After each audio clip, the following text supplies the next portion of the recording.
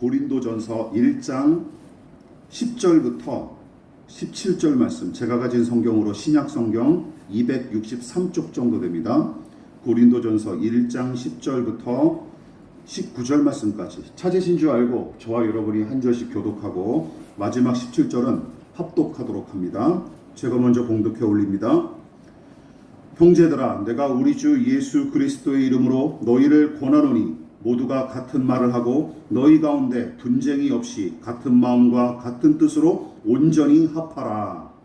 내 형제들아, 블로의 지편으로 너희에 대한 말이 내게 들리니 곧 너희 가운데 분쟁이 있다는 것이라. 내가 이것을 말하거니와 너희가 각각 이르되 나는 바울에게, 나는 아볼로에게, 나는 게바에게, 나는 그리스도에게 속한 자라 한다는 것이니 그리스도께서 어찌 나누었느냐? 바울이 너희를 위하여 십자가에 못 박혔으며 바울의 이름으로 너희가 세례를 받았느냐? 나는 그리스도와 가이오 이외에 너희 중 아무에게도 내가 세례를 베풀지 아니한 것을 감사하노니 이는 아무도 나의 이름으로 세례를 받았다 말하지 못하게 하려 함이라. 내가 또한 스데바나 집 사람에게 세례를 베풀었고 그 외에는 다른 누구에게 세례를 베풀었는지 알지 못하노라. 다같이 그리스도께서 나를 보내심은 세례를 베풀게 하려 하심이 아니요 오직 복음을 전하게 하려 하심이로되 말의 지혜로 하지 아니함은 그리스도의 십자가가 헛되지 않게 하려 함이라. 아멘. 예, 우리 말씀의 제목을 다 같이 한번 읽어보시겠습니다. 자, 시작. 우리 주 예수 그리스도의 이름으로, 우리 주 예수 그리스도의 이름으로라는 제목으로 하나님 말씀 전하도록 하겠습니다. 듣고 교훈을 잘 삼으시기를 부탁드리겠습니다. 고린도전서는 바울이 고린도 교회의 교인들에게 보낸 첫 번째 편지인데, 고린도는 오늘날 그리스에 속한 도시로서 바울이 2차 전도 여행 당시에 1년 6개월간 체류하면서 복음을 전했던 곳입니다. 꽤 오래 머물렀던 곳이죠.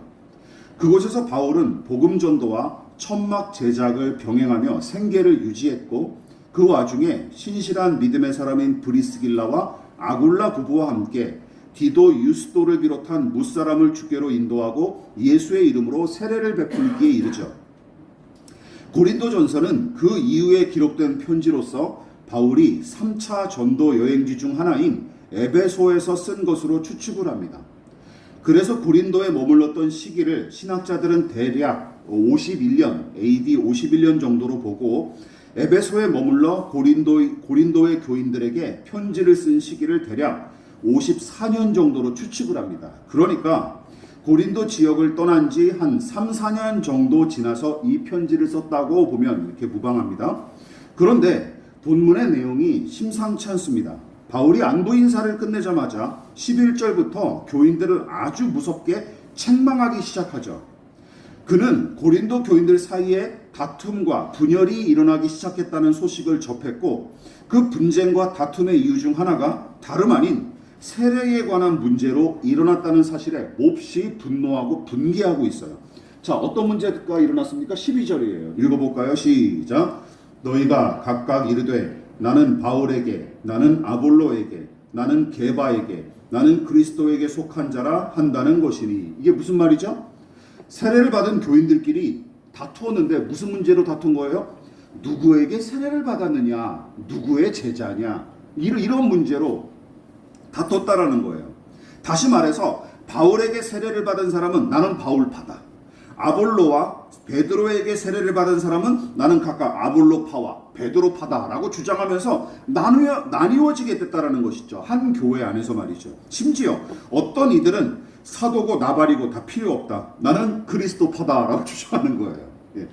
여러분, 그렇다면 그리스도파라고 주장하는 사람들은 괜찮을까요? 절대 아니죠. 이거 말장난이에요. 애들끼리 잘난 체 하면서 말다툼하는 모양새랑 똑같은 겁니다. 예를 들어 이런 거죠. 어떤 한 아이가 야 나는 아이언맨이다, 세다 라고 하는데 어떤 애가 뭐라 그러는 거야? 야 그럼 네가 아이언맨은 난 슈퍼맨이다 그러는 거죠. 그때 갑자기 저 같은 사람이 저 같은 애가 한 명 딱 나타나서 뭐라 그러는 거야? 슈퍼맨, 아이언맨 다 필요 없고 내가 하나님이다 그러는 거죠. 이게 뭐예요? 이게 말장난이죠, 그냥. 예. 나는 그리스도파다 믿음으로 한 말이 아니라는 거예요. 그냥 더 세 보이고 싶어서 그리스도 예수의 이름을 그냥 끌어오는 것이죠. 그러니까 믿음의 고백과는 거리가 먼 것입니다. 자, 그렇다면 우리가 의문을 가져야 되는, 왜 이런 일이 벌어졌느냐라는 것이죠. 간단합니다. 학연과 지연 그리고 부모를 비롯한 백그라운드를 따지는 이 세상 사람들처럼 교회 안에서도 누구를 통해 복음을 듣고 세례를 받았는지, 누구의 가르침과 양육을 받았는지 따져 묻기 시작했던 게 틀림없어요. 근래에 출생의 가치를 금수저, 은수저, 흙수저로 나누는 게 유행이듯이 사도들을 비롯한 전도자들에게 교인들이 제멋대로 등급을 매겨놓고 누가 더 잘났는지 다퉜던 것으로 보입니다. 누군가 이렇게 얘기하는 거죠. 야, 이방인 선교에 헌신했을 뿐만 아니라 유능한 사도 바울이 최고지 하고 이야기하면 저쪽에서 웃기고 있네. 예수님의 수제자인 베드로야말로 사도 중에 사도다 하고 주장했던 것이죠. 또한 적잖은 교인들이 이렇게 또 얘기하는 거죠. 야, 이제는 좀 나이든 사도들은 뺍시다. 요즘은 구약에 능통하고 탁월한 지성을 지닌 아볼로가 대사라고요 라고 주장하는 거죠. 여러분은 누구에게 세례를 받고 싶으십니까? 여러분들이 다시 세례를 받고 아직 안 받으신 분들이 계시다면, 또 여러분들이 다시 받을 기회가 생긴다면 어떤 사람에게 세례를 받고 싶으십니까? 저는 상상을 해봤어요. 옛날에 위대한 전도자인 사도 바울에게 세례를 받는다면 얼마나 영광스러울까요? 아니면 예수님의 수지자인 베드로는 어떻습니까? 예, 사도들에게 세례를 2000년 전으로 돌아가서 사도들에게 세례를 받는다? 우리 입장에서는 얼마나 영광스럽고 기쁘겠어요. 아니면 젊고 똑똑한 아볼로, 성경학자 아볼로, 혹은 위대한 종교개혁자인 1500년이 지나서 루터나 칼뱅한테 세례를 받는다면 어떨까요? 저는 너무 좋아서 그 전날 밤잠을 못 이룰 것 같아요. 그렇지 않습니까?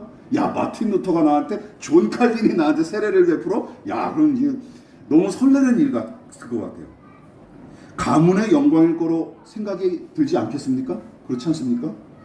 그런데 본문의 바울은 그런 생각과 작태에 대해 분개하며 신랄하게 비판한 것입니다.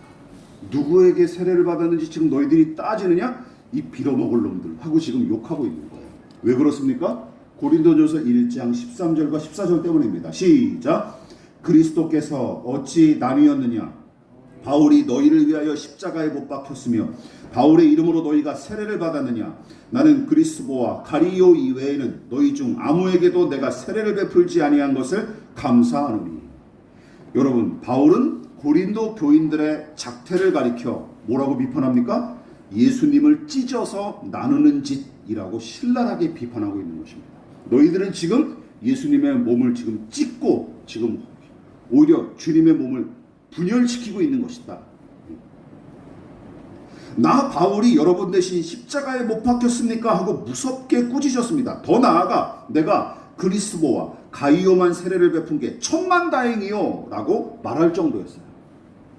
이 내용이 사도행전 18장에도 등장합니다.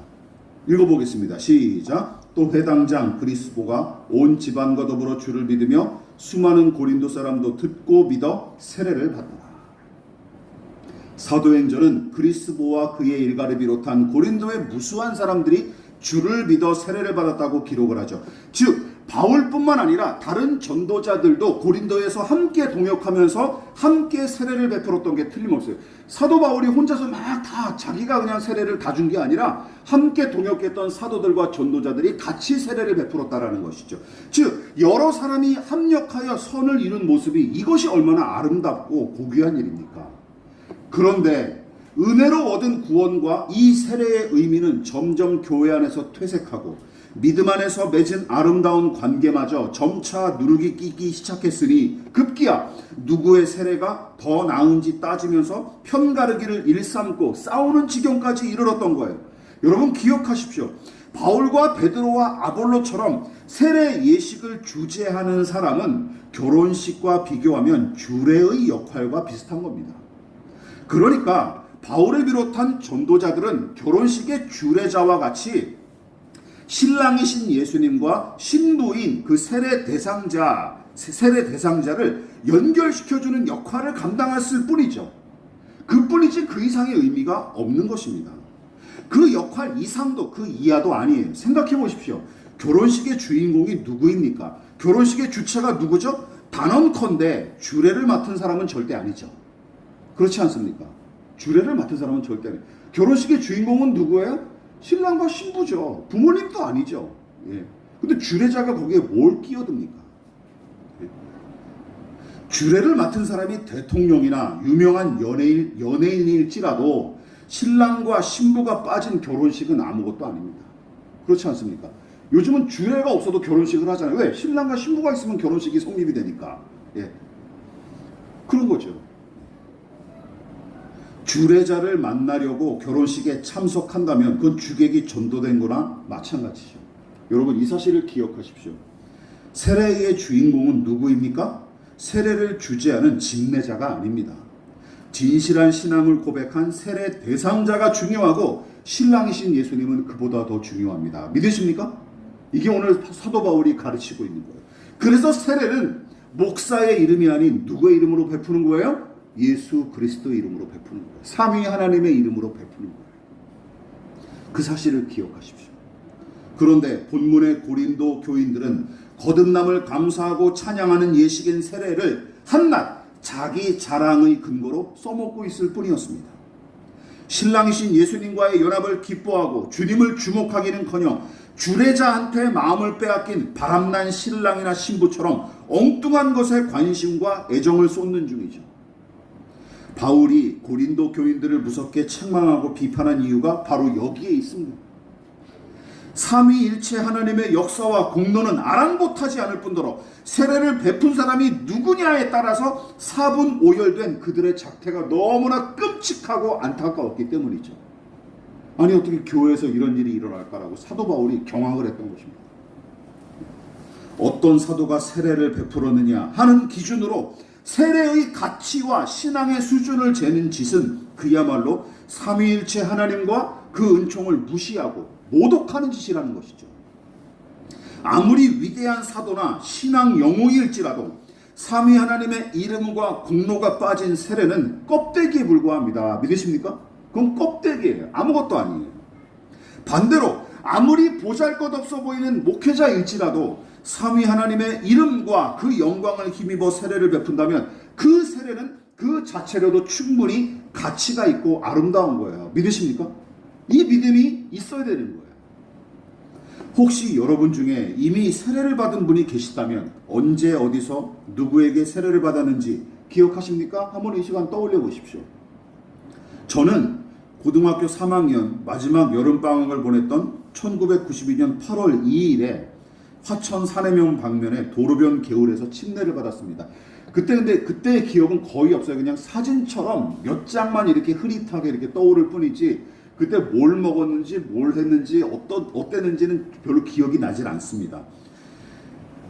게다가 당시에는 제가 가끔씩 언급했듯이 신앙을 제대로 이해하지 못했을 뿐더러 세례에 대한 중요성도 잘 몰랐습니다. 그냥 교회에서 받으라 그랬으니까 받은 거예요. 게다가 저에게 세례를 베풀었던 당시 담임 목사는 신학적인 문제와 결함이 너무나 많은 사람이었을 뿐만 아니라 돈 문제와 여자 문제도 심심치 않게 일으켰던 인물이었어요. 그런 작자의 인격은 오죽했겠습니까? 인격이 좋았을 리가 있겠습니까? 이런 사람이. 그런데 불행히도 그 사람이 저의 결혼식 주례까지 담당했다라는 것이죠. 예? 그래서 저는 30대 초반까지는 그런 생각을 했었어요. 야, 물을 수만 있다면 무슨 값을 치르서라도 물고 싶다. 다시 하자. 라는 생각들이 굴뚝 같았습니다. 그래서 그 사실을 매우 수치스럽게 여겼던 적도 있었어요. 내가 이런 사람한테 세례를 받고 이런 사람이 우리 결혼식을 주례를 했구나. 그래서 돌이킬 기회가 다시 한번 주어진다면 저는 다른 훌륭한 목회자에게 세례를 받고 싶었으며 존경할 만한 사람에게 결혼식 주례를 다시 맡기고 싶은 마음이 굴뚝 같았습니다. 그러나 언제부턴가 그 생각에서 벗어나기 시작했어요. 30대 초반 때 이제 점점 믿음이 무르익어가고 제가 알아가는 게 더 많아질수록 그 생각에서 벗어나기 시작했습니다. 여러분 기억하십시오. 결혼 이후의 삶은 신랑과 신부 두 사람에게 달려있지 주례자의 영향력은 아무것도 없습니다. 그렇죠? 결혼해보신 분 다 아시죠? 주례가 누구냐에 따라서 주례가 좋으면 결혼 생활이 좋던가요? 그런 경우 거의 없더라고요. 그럼 주례자가 어디서 이렇게 돈 주고 사와서 이렇게 10만 원 드리고 이렇게 임의로 생판 모르는 사람이 주례를 본들, 그럼 그 결혼은 불행해지는 건가요? 말도 안 되죠. 주례자의 영향력은 없습니다. 거의 없다고 봐도 무방해요. 중요한 것은 주례자가 아닙니다. 나 같은 사람을 사랑하고 함께 살아가기로 한 내 아내, 내 남편이 중요한 것이죠. 여러분, 세례도 마찬가지예요. 당신은 누구에게 세례를 받았느냐 하는 질문으로 고민하거나 괴로워하지 마십시오. 반대로 이 질문에 대해서 나는 그래도 이런 유능한 목회자, 이런 유명한 목사님, 이런 신령한 목사님한테 세례를 받았어 라고 거드름을 피우며 자랑할 생각부터 한다면 차라리 입을 다물고 있는 게 낫습니다. 그리고 자랑이 아니에요. 자랑도 아니고 또 저처럼 수치스럽게 생각할 이유도 없습니다. 왜요? 삼위 하나님의 영광과 이름, 예수 그리스도의 이름으로 받았기 때문입니다. 믿으십니까? 그 사실을 기억하십시오. 그래서 몇 년 전에 우리 조윤숙 집사님 오늘 마침 오셨는데, 만천리교회 있을 때 조윤숙 집사님이 딱 오셨잖아요. 그래서 제가 조윤숙 집사님이 그때 얘기하시더라고요. 저 목사님한테 다시 세례를 받고 싶어요. 이렇게 얘기를 하시더라고요.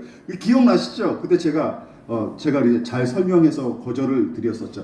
집사님이 그 전에 다니신 교회에서 예수님 이름으로 받으셨기 때문에 안 받으셔도 된다. 제가 거절을 했었거든요. 기억나시죠? 네. 그게 올바른 거예요. 그게 올바른 거예요. 어떤 사람이냐에 따라서 세례의 가치가 바뀌는 게 아닙니다. 믿으십니까? 그 사실을 기억하십시오. 이제는 저는 그렇게 생각해요. 오늘 말씀의 결론입니다. 그런 사람을 통해서라도 세례를 베푸시고 당신의 자녀로 삼으신 하나님의 신비한 섭리와 놀라운 은혜를 생각할 때 감사할 따름입니다. 그래도 하나님이 내게 세례를 베풀도록 허락해 주셨구나. 오늘 세례받을 자매는 물론이고 모든 교우가 이 사실을 명심하고 신앙하시기를 진심으로 부탁을 드리겠습니다.